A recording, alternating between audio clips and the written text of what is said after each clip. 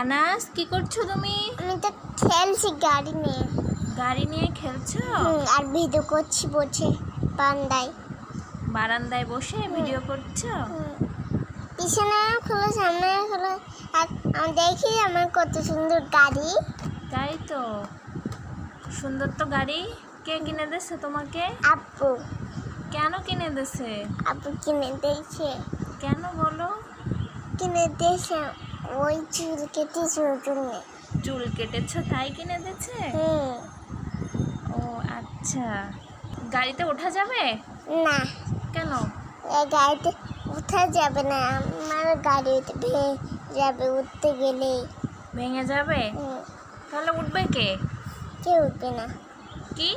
কেউ উঠবে না গাড়িতে। গাড়িতে কেউ উঠবে না? না।